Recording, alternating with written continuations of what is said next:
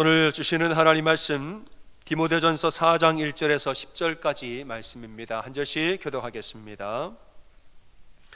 그러나 성령이 밝히 말씀하시기를 후일에 어떤 사람들이 믿음에서 떠나 미혹하는 영과 귀신의 가르침을 따르리라 하셨으니 자기 양심이 화인을 맞아서 외식함으로 거짓말하는 자들이라. 혼인을 금하고 어떤 음식물은 먹지 말라고 할 터이나 음식물은 하나님이 지으신 바니 믿는 자들과 진리를 아는 자들이 감사함으로 받을 것이니라. 하나님께서 지으신 모든 것이 선함에 감사함으로 받으면 버릴 것이 없나니 하나님의 말씀과 기도로 거룩하여짐이라. 네가 이것으로 형제를 깨우치면 그리스도 예수의 좋은 일꾼이 되어 믿음의 말씀과 네가 따르는 좋은 교훈으로 양육을 받으리라. 망령되고 허탄한 신화를 버리고 경건에 이르도록 내 자신을 연단하라. 육체의 연단은 약간의 유익이 있으나 경건은 범사에 유익하니 금생과 내생의 약속이 있느니라. 미쁘다 이 말이여 모든 사람이 받을만 하도다. 이를 위하여 우리가 수고하고 힘쓰는 것은 우리 소망을 살아계신 하나님께 두미니 곧 모든 사람 특히 믿는 자들의 구주시라. 아멘. 아멘. 오늘 디모데전서 4장 말씀 보았습니다. 이 말씀은 이단에 대한 경고를 하는 말씀입니다. 사도 바울이 에베소에 있는 디모데를 향하여 이단을 조심하라. 그 이단이 어떤 이단인지는 이따가 이야기를 하겠습니다. 1절에 보니까 성령이 말씀하시기를 후일에 어떤 사람들이 올바른 믿음에서 떠나 미혹하는 가르침을 너에게 가르치고 몇몇 성도들이 따를 것이라. 이거 지금 이야기를 하는 거예요. 이 미혹하는 자들, 거짓 가르침을 하는 사람이 누구냐?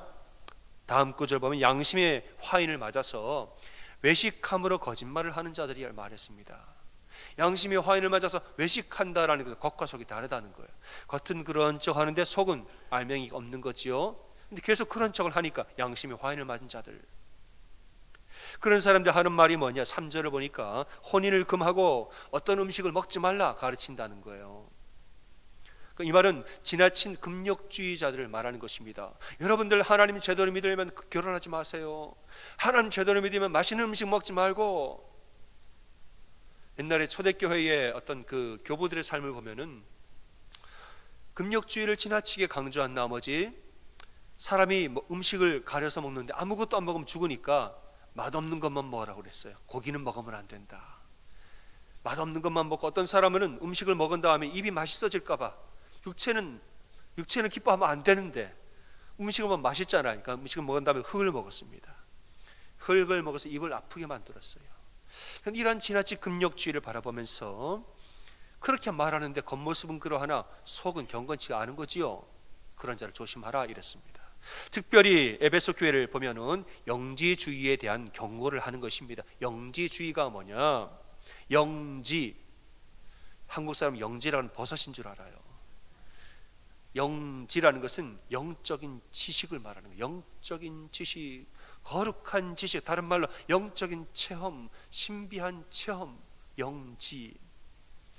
이 사람들은 영적인 지식을 통하여서 구원을 받는다라고 주장하는 사람들이에요. 이 사람들의 생각은 뭐냐? 이원론적인 사고를 해요. 하늘과 땅을 분리하고 흙과 백을 분리하고 선과 악을 분리하고, 영은 선해요, 육체는 악해요. 이 생각하는 사람들이에요. 영은 참되고 육체는 뭐냐? 육체는 허상이라는 거, 허상. 이건 가짜다.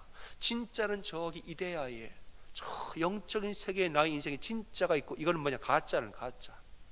육체는 뭐냐? 육체는 우리의 구원을 방해하는 존재요. 자꾸 욕심과 인간의 어떤 소욕을 통하여서 나를 구원받지 못하게 방해만 하는 존재, 육체이므로 육체를 벗어나서 영적인 거룩함을 가져야 구원받는다. 이걸 구원이라 생각하는 사람이에요. 영지주의자들은 기본적으로 육체를 아주 나쁘게만 봅니다. 육체를 아주 금하고 부정해야 하는 것으로만 본다 이거예요.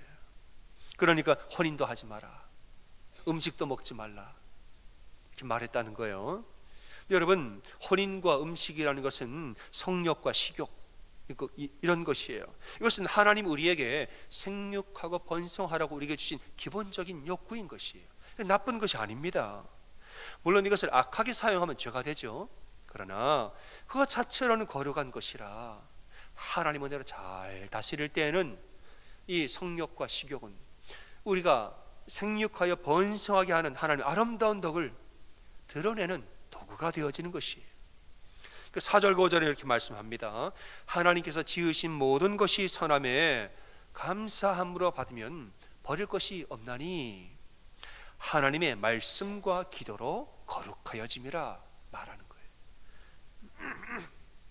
어떤 사람들은 우리가 거룩해지려면 육체를 부정해야 거룩해지고 음식을 먹지 말아야 거룩해지고, 그게 아니라는 거예요.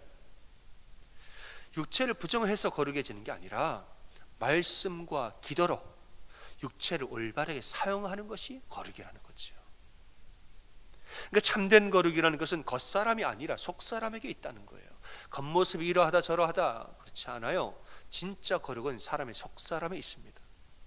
7절과 8절 말하죠. 너는 망령되고 허탄한 신화를 버리고 경건에 이르도록 너 자신을 연단하라 이랬어요.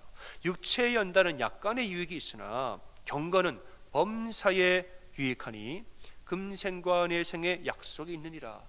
하나님 상급이 있다는 거예요.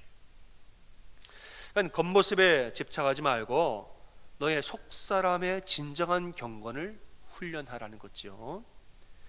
경건의 모양은 약간의 유익이 있습니다. 근데 진정한 경건은 범사에 유익하다는 거예요.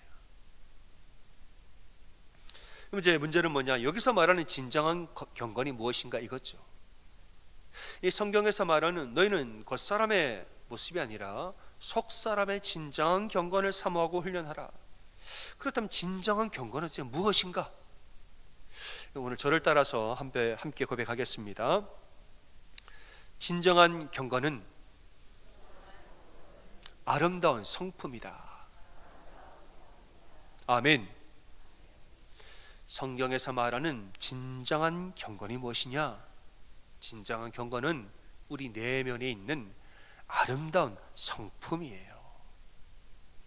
우리가 겉모습으로 기도도 열심히 하고 무엇도 열심히 하고 하는데 그건 겉모습이죠. 진짜 우리가 집중해야 할 참다운 경건은 어디에 있느냐? 속사람, 우리의 성품과 인격에 있어요. 이것이 진짜 나의 나됨이고 이것이 진짜 주님이 원하시는 거룩이라는 거죠. 이걸 훈련하라는 겁니다.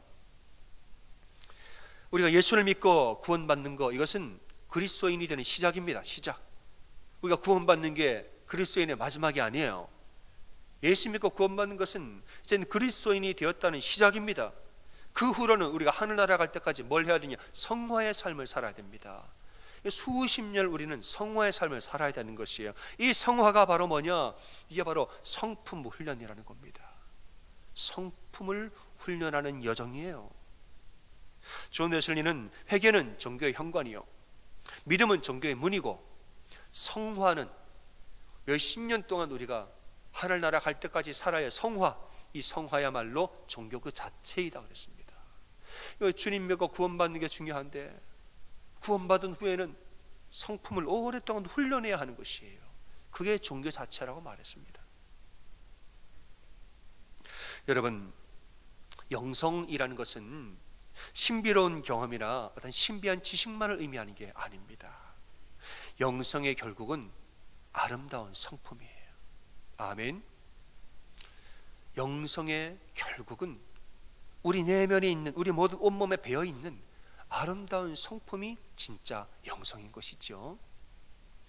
제가 오래전에 한국에서 부교육자 생활을 할 때 어느 성도님 한 분이 이제 기도원에 가서 아주 은혜를 많이 받고 오셨습니다. 이제 그 교회가 그 유명한 기도원 가까이에 있는 교회였습니다. 그런데 이분이 기도원에 가서 은혜를 받았는데 은혜를 많이 받고 온 것이에요. 근데 그 다음부터 자주 기도원에 가시는 거예요. 자주 가서 신비한 체험을 자꾸 하고 오시는 거예요. 개인적으로 기도원에서.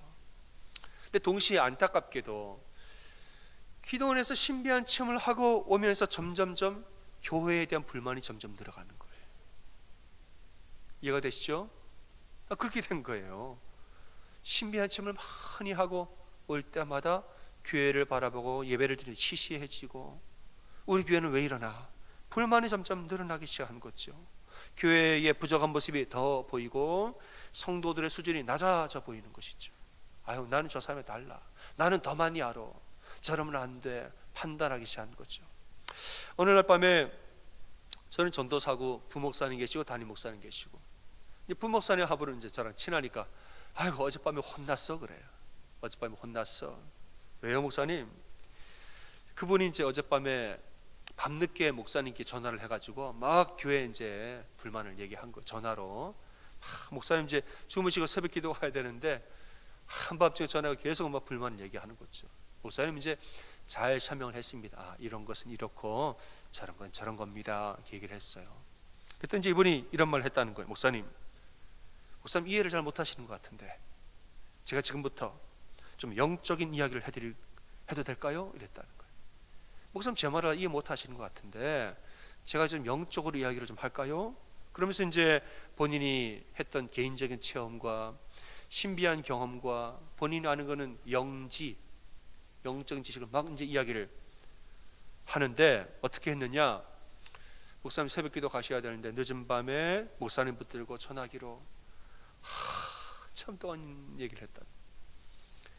목사님 화장실 가야 되는데 자꾸 이 얘기를 못 끊겠으니까 잠깐 전화를 놓고 빨리 화장실 갔다 왔는데 계속 얘기를 하고 있더래요.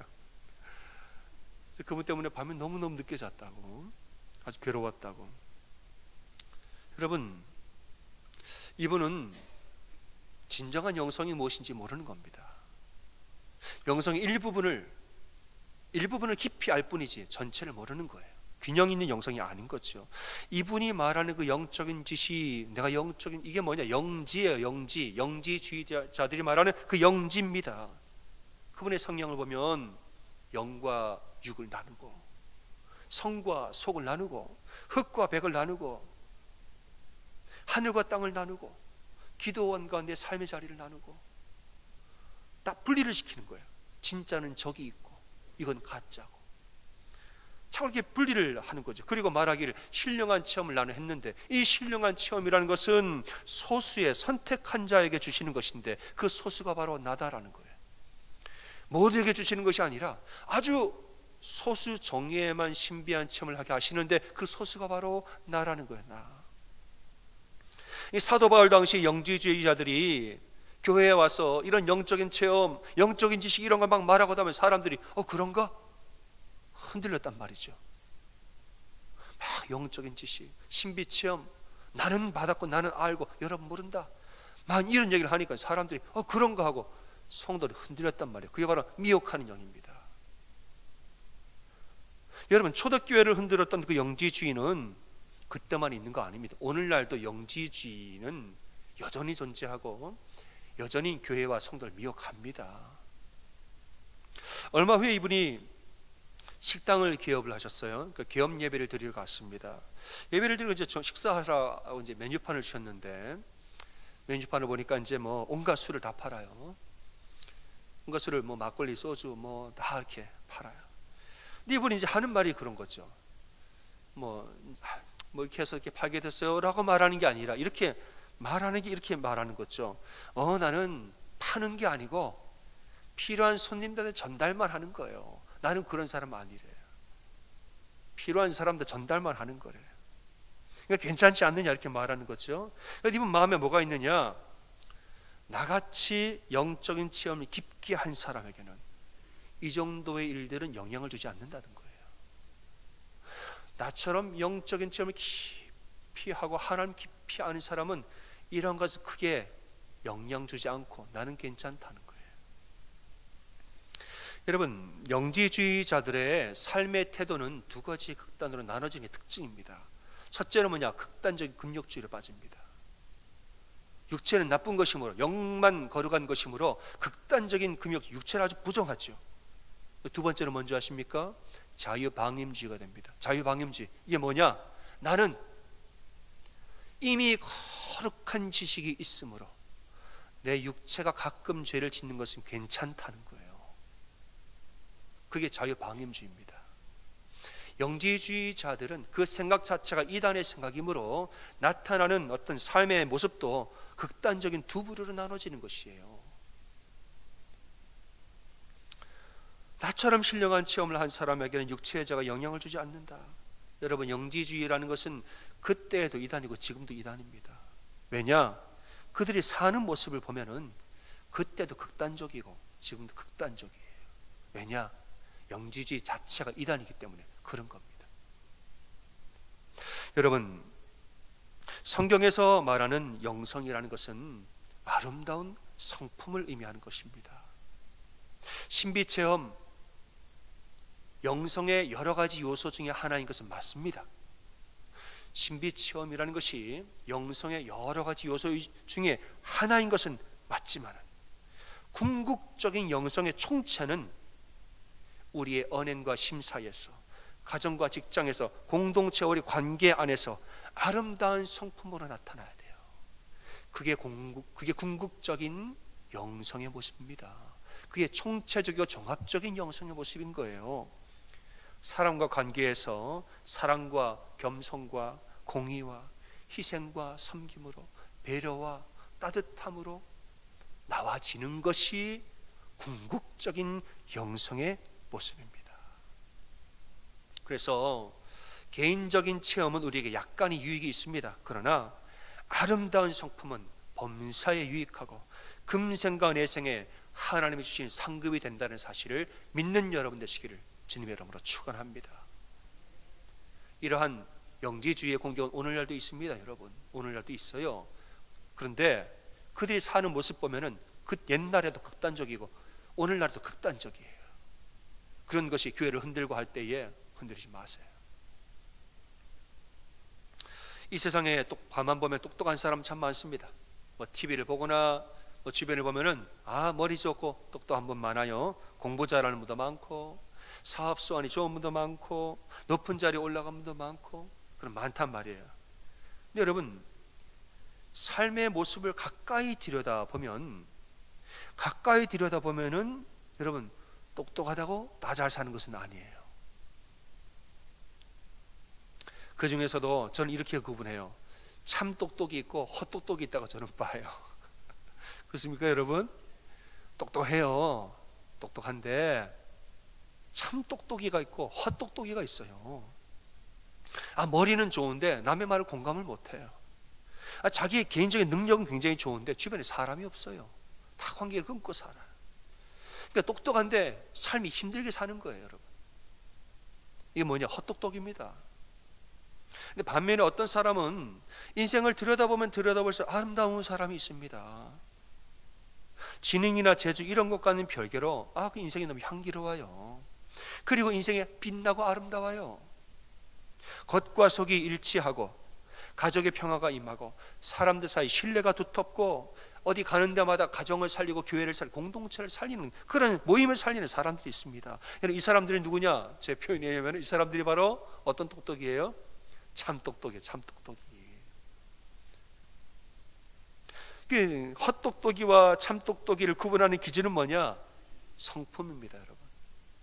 아름다운 성품이에요. 아름다운 성품을 가진 사람, 그 인생이 복되고 그 사람이 참 똑똑인 겁니다. 근데 문제는 뭐냐? 이 성품이 쉽게 바뀌어지느냐 안 바뀌어지느냐, 이제 그게 문제인 거예요. 성품이 좋아야 하는데 이게 쉽게 바뀌어지느냐 안 바뀌어지느냐. 유기성 목사님은 주 안에서 사람은 변한다라는 책을 쓰셨는데 그 책에서 이런 말을 합니다. 저는 옛날에 사람이 안 바뀌고 안 변하는 줄 알았습니다. 아무리 예수를 믿어도 그 성질을 그대로 가지고 사는 줄 저는 알았습니다. 근데 가만히 다시 생각을 해보니까 사람은 안 변한다는 것도 믿음입니다. 이렇게 말했어요. 안 변한다는 것도 믿음입니다. 그러니까 변한다고 믿으면 변하고 안 변한다고 믿으면 안 변하는 거예요. 가만히 보면 이건 사실과 관계없이 사람 변하느냐 안 변하느냐 그건 자기 믿음대로 되는 거예요. 믿음대로. 변한다고 믿으면 변하고 안 변한다 그러면 진짜 안 변하더래요, 사람이. 갈라디아서 5장에 성령의 열매를 묵상하는데 묵상하다가 우선 마음에 터치가 온 거예요. 성령의 9가지 열매가 있는 사랑과 희락과 화평과 오래 참음 쭉쭉 이야기를 해요. 이 말씀을 보다가 이게 여러분 아시죠? 성령의 열매가 9가지니까 복수로 생각되겠지만은 성경을 보시면은 성령의 9가지 열매들이라고 말하지 않아요. 열매 단수라고 말해요. 이 말은 뭐냐? 9가지 열매는 전부 다 사실 한 가지 열매입니다. 어떤 열매냐? 성품입니다. 성령의 9가지 열매는 간단히 말해서 아름다운 성품이에요. 이것을 맺으라고, 열매를 맺으라고 이야기했잖아요. 근데 성경을 묵상하다 보니까 이거를 열매를 맺으라고 말하신 것 자체가 이미 우리가 맺을 수 있다는 전제로 말씀하신 거구나. 우리가 할 수 없는 일을 왜 거기다 적으셨겠습니까? 우리가 할 수 있으니까. 나는 포도나무요 너희는 가지니 내 안에 거하는 자는 열매를 많이 맺으리라. 성령의 열매를 맺으라고. 맺을 수 있으니까 그걸 썼지. 맺을 수 없는데 왜 썼느냐는 거예요. 그 묵상을 하다 보니까 이거는 맺을 수 있는 거구나. 믿음이 바뀌었다는 거예요. 이건 성품은 변할 수 있는 거고 이 열매를 맺을 수 있는 거구나. 다만 자기 힘으로는 못한다는 거예요. 성령의 열매는 성령의 능력으로 맺는 것임을 믿으시길 바랍니다. 그건 자기 힘으로는 못 맺어요. 내가 앞으로 이렇게 해야지, 내가 앞으로 오래 참아야지. 여러분, 한 번, 두 번 참으면 잘 참은 거예요. 세 번째 못 참아요. 사람이 세 번째는 세 배로 폭발하는 거예요. 그럴 바엔 차라리 처음부터 화를 냈지. 어떤 사람은 하나님 저에게 오래 참음을 주세요. 빨리 주세요. 하나님 오래 참음을. 오래 참으면 어떻게 빨리 줍니까 여러분? 하나님 저에게 절제를 주시고 충성을 주세요. 내일부터. 자기 힘으로는 안 되는 거죠. 성령의 열매는 성령의 능력으로 맺는 겁니다. 성령의 능력이 우리에게 충만하게 임할 때, 성령이 우리에게 충만하게 임할 때에는 성령이 나를 움직이사 그 거룩한 열매를 맺게 하시고 우리를 아주 오랜 시간에 점차적으로 깎아가시고 다듬어 가시고 우리를 변하게 아름다운 조각으로 조각해 주시는 거예요. 그러니까 이제 나중에 많이 변화된 사람이 하나같이 하는 말이 뭐예요? 내가 했다 그래요? 누가 했다 그럽니까? 주님이 하셨습니다라고 말하는 거예요. 주님이 하셨다는 거죠. 어느 어머님에 대한 이야기가 있습니다. 이분이 이제 남편분은 일찍 돌아가시고 딸이 하나 있는데 혼자 이제 엄마가 혼자 딸을 키운 건데 아주 열심으로 나 유일한 희망하면서 딸을 지극정성으로 키워서 나중에 이 딸이 대학교 교수가 됐습니다. 얼마나 자랑스럽겠어요. 이 딸이 이제 어머니의 희생과 사랑을 너무 잘 알기 때문에 엄마한테 한번 보답을 해주고 싶은 거죠. 어느 날은 이제 엄마한테 말합니다. 엄마, 내가 엄마 마음을 다 아는데 소원 있으면 하나 말해보세요. 내가 엄마 소원은 다 들어줄게요 그랬어요. 근데 어머님이 신실한 그리스도인이라 다른 교회를 안 다녀요. 엄마가 말하기를 내 소원은 너랑 같이 교회 좀 가는 거란다. 그래요? 가요 그럼 나랑. 소원을 들어주려고 교회를 같이 갔어요. 예배 시간에 은혜를 받았습니다. 참 좋았어요. 예배 끝나고 식당에서 교회가 막 컸던 모양이에요. 식당도 크고 사람도 많았겠지요. 식당에서 밥을 먹는데 이 따님이 상처를 받은 겁니다. 예배 때 은혜를 받았는데 밥 먹다가 상처를 받은, 가만히 보니까 누가 새치기를 하더라는 거죠. 교회가 새치기를 하나? 밥을 먹는데 옆에서 뭐 이야기가 들리는 걸 보니까 험담을 하더래요. 남의 험담을 밥 먹으면서. 또 어디에서 얘기를 들어보니까 누구는 만나가지고 이 불의한 청탁을 하고 있더라는 거죠. 이런 걸 보면서 교회가 왜 이래? 집에 와서 엄마한테 말해서 엄마, 나 오늘 엄마 소원 들어주려고 한번 갔다 왔죠? 다음부터 나 교회 절대 안 가요. 그러면서 있었던 얘기 내가 본 거를 쫙 얘기를 한, 내가 이거 받고 저거 받고는 다 얘기를 했다는 거죠. 그 말을 다 들은 어머니가 이렇게 한마디를 했다는 거예요. 사랑하는 딸아, 엄마는 수십 년 동안 교회를 다니면서 교회를 갈 때마다 주님 한 분밖에 나를 안 보이던데 넌 오늘 한 번 갔어. 참 많은 것을 보고 왔구나. 이랬다는 거예요. 나는 신앙생활 그 수십 년 동안 교회 다니고 예배드리고 신앙생활 하면서 내 눈에는 예수 그리스도 한 분밖에 안 보이던데 너는 오늘 한 번 가가지고 참 많은 것을 보고 배운 모양이구나. 이건 반어법이죠. 여러분, 우리의 신앙이 어린아이와 같을 때에는 온갖 문제가 다 보입니다. 그러나 우리가 아비의 신앙, 어미의 신앙이 되면 예수님 한 분만 보이는 줄로 믿으시기를 바랍니다. 예수님 처음 믿을 때는 그렇습니다. 저도 그랬어요. 우리 신앙이 아주 어릴 때 예수님 처음 믿을 때는 예배 시간에 은혜 받고 예배 끝나면 시험 든대요. 이제 그렇답니다. 그런지 안 그런지는 모르겠으나 저는 그랬어요. 예배 때 은혜를 받았는데 예배 끝나고 시험 들더라고. 누가 뭐 이렇게 저렇게 하고 좀 그러니까 뭐 초신자로서는 교회가 어떻게 이럴 수 있나, 막 안 좋은 모습 하나하나가 다 용납이 안 되어지는 거죠. 그러니까 사람들이 말하기를 나는 예수님은 좋은데 교회는 싫다 그러는 거예요. 예수님은 좋은데 교회는 싫어. 여러분, 이것은 예수님을 처음 알아서 그러신 거예요. 예수님을 처음 아는 아이의 신앙이기 때문에 그런 겁니다. 여러분, 예수님을 더 깊이 알아보세요. 더 깊이 예수 그리스도를 알아보세요. 그러면은 처음에는 남의 눈에 티끌이 보이다가 예수를 깊이 알면 깊이 알수록 내 눈에 들보가 먼저 보이는 것입니다. 아멘. 저는 가끔 그럴 때가 있어요. 날씨가 햇살이 좋은 날 가만히 이렇게 있다 보면은 그런 경험 있습니까? 내 눈앞에 내 눈동자를 따라 내려가는 먼지가 보여요. 지금 이해가 되십니까?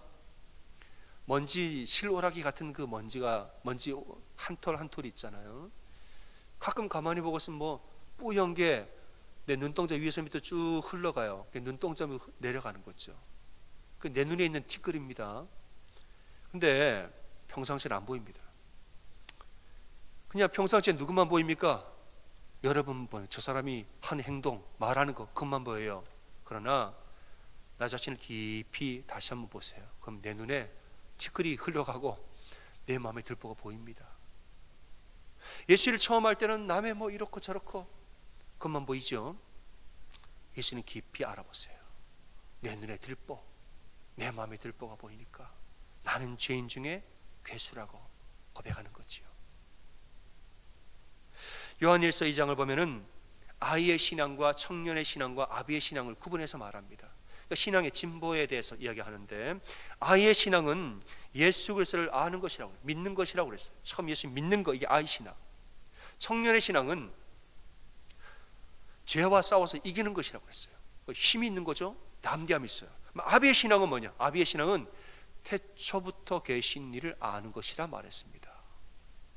태초부터, 아니 예수님을 아는 것이라고 말하지 않고 예수를 뭐라고 말했어요? 태초부터 계신 이를 아는 것이라 말했어요. 이 말은 무슨 말이냐? 아비의 신앙이 되면은 예수님을 겉으로 아는 것이 아니라 예수를 속 깊은 예수 그리스도의 정체까지, 예수님의 본질을 깊이 알고 예수 그리스도 십자가에 더 깊이 알게 된다는 거예요.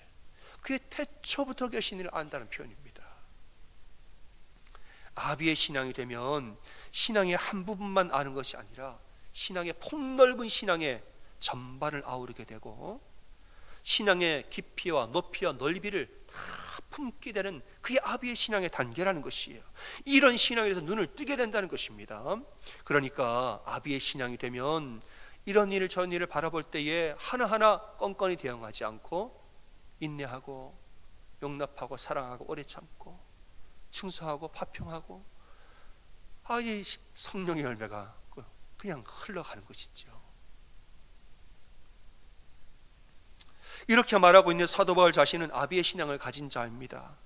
이 바울의 마음엔 아비의 신앙이 있었습니다. 교회를 사랑하고 자신을 헌신하면서 사람들을 품고, 바울의 마음엔 아비의 신앙이 있는데 이것이 바울이 타고나면서 가진 게 아니에요. 바울은 자신도 배웠다라고 말합니다. 나도 배웠다고 말해요. 빌립보서 4장 11절과 13절에 어떠한 형편에든지 나는 자족하기를 뭐 했을까요? 배웠노니 그랬어요.